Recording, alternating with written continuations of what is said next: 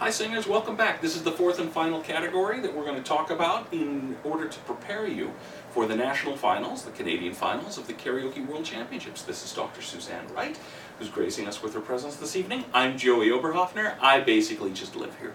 And we're going to talk to you about the fourth and final category, which is stage presence. Now, stage presence is how you are on the stage, basically almost with the sound turned off. It's how you look, how you make us feel by looking at you, the way you're moving around, and there are 5 subcategories for it that we're going to talk about right now that hopefully will enable you to earn an extra couple points here or there as you go along. The first category is charisma, allowing personality to shine through performance and emanate from the stage, radiating a special X factor that is appealing, magnetic, and makes for star quality. We need to see you being the best and most outstanding you that you possibly can be. And that means flipping that switch from the moment you come on stage until the moment you leave, and every point in between. Where people lose a ton of marks, even in the provincial finals, was in the fact that when an interlude would come up in a song, they would stand there. And it looked like they were taking a nap. And that can cost you 2 points from every judge. That's 10 points from all 5 judges put together. That's enough to take you from the top 10 to the bottom 20. And suddenly you're not even in this competition. So it's very important to be performing the whole time. Ask yourself, what is the character I'm playing in this song? When I get up on stage, I'm not Joey singing a song.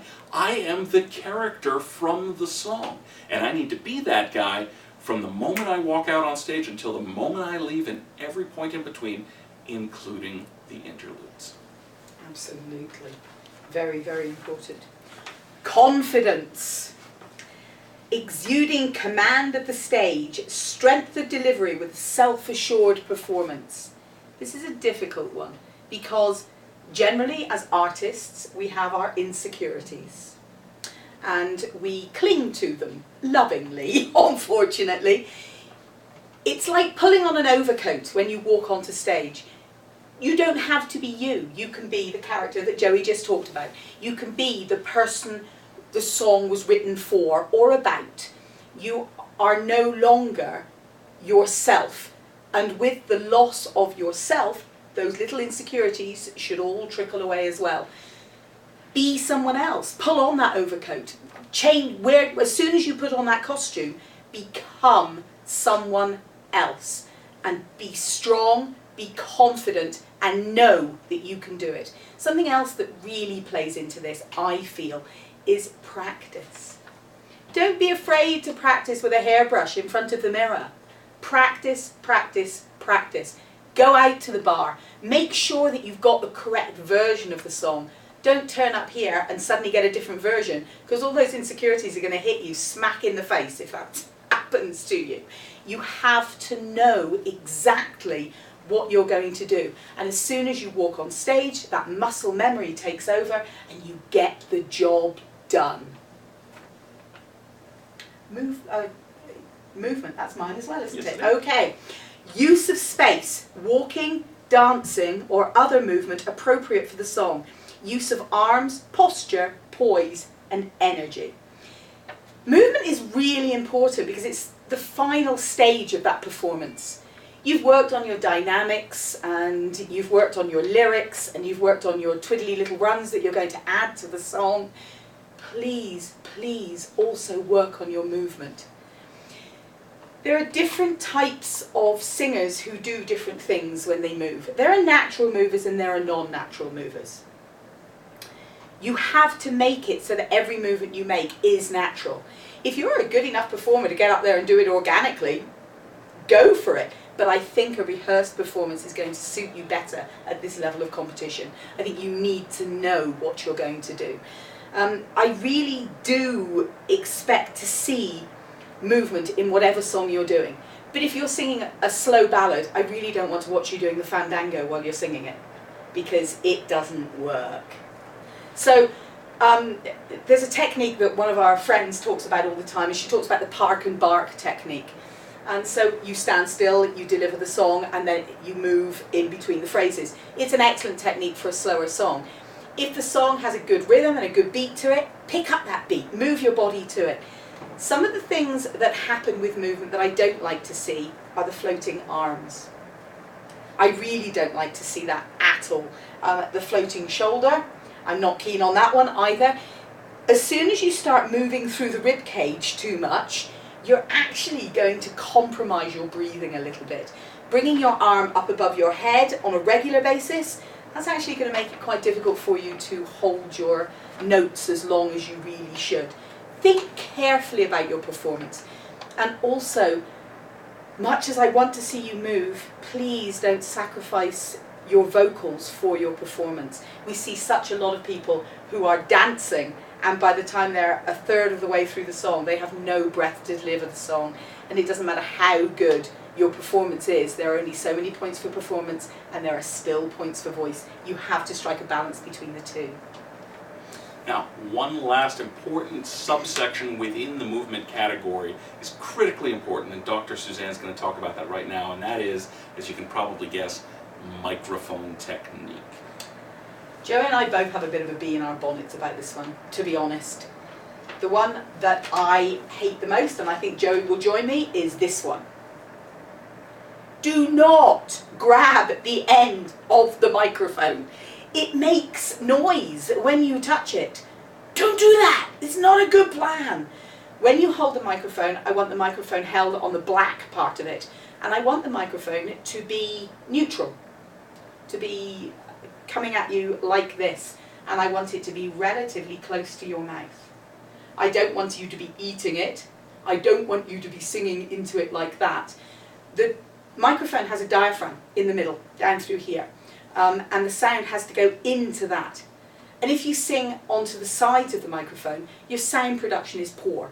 It doesn't pick it up the same way, and you don't have the same resonance in your voice. You have to learn to use a microphone. You have to go to enough karaoke bars, or you have to have a microphone at home that you can work with. You have to bring the microphone in as you get quiet, and you have to pull the microphone away as you get louder. But to sing with a microphone down here, not a good plan at all. The poor sound technician has to turn you right up. They have to turn the gain right up, and what's going to happen is you're going to get the worst feedback in the world. And actually, everybody then curses the sound crew. It's not the sound crew, it's you. Sorry, but it's the truth. If you can't bring that microphone up close enough to you, then you are not going to get the sound that it doesn't matter how good your sound person is, you're not going to get what you need from it. Also remember, for heaven's sake, that when you move your head, you have to move the microphone too, because if you don't move the microphone as well, your voice is going to disappear, and then come back, and then disappear, and then come back.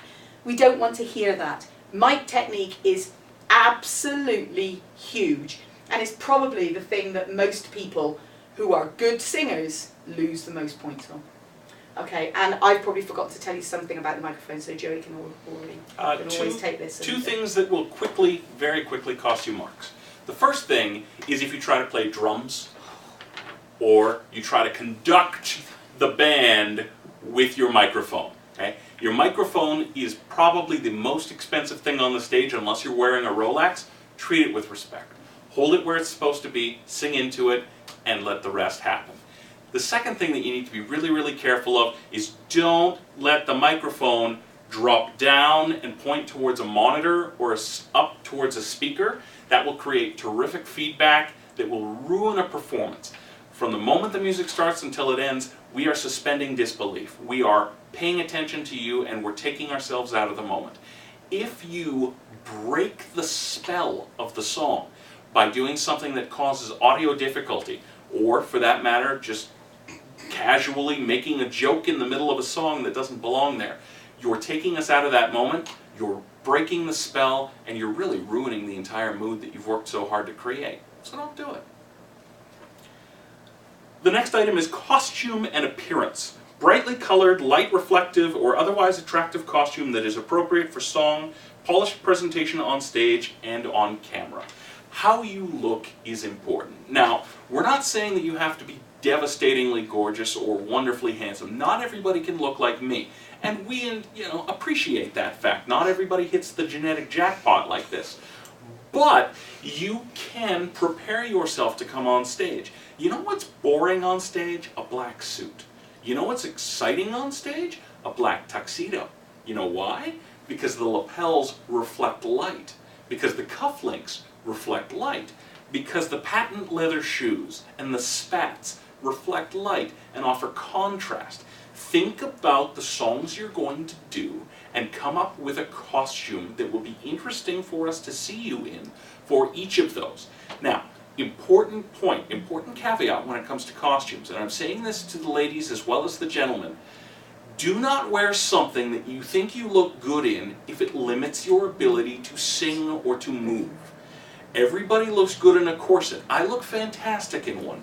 But if you can't breathe down low, you can't produce the best sound possible. And if you look great, but you sound like garbage, guess what? You aren't going to be going to Finland. So please, keep in mind that you need to wear clothing that is not just appropriate and interesting for each song, but it needs to not limit your ability to otherwise perform. But, with all that being said, go out there. If you're singing a song by Santana, looking like you're a member of Santana is a good thing. If you're singing a song that's normally sung by Mick Jagger, dressing like Mick is a good thing. But you need to be able to still move, and you need to be able to sing. Otherwise, it looks great, but it sounds terrible, and that's not what we're looking for. Thank you, Jim. Audience appeal, ability to connect with audience, use of eye contact, crowd response. This is another big one that I noticed particularly this time in the provincial finals. It makes me feel like you're bored when you're not making connection with the audience, when you're sort of turning away all the time and there's no eye contact. As judges, we're put in a specific place in the room, and this time we were put at the front, which was great. Do I expect you to be looking directly at me and making eye contact? No, I don't. But I do expect you to be making eye contact with the people behind me. I do expect you to be interacting with the audience.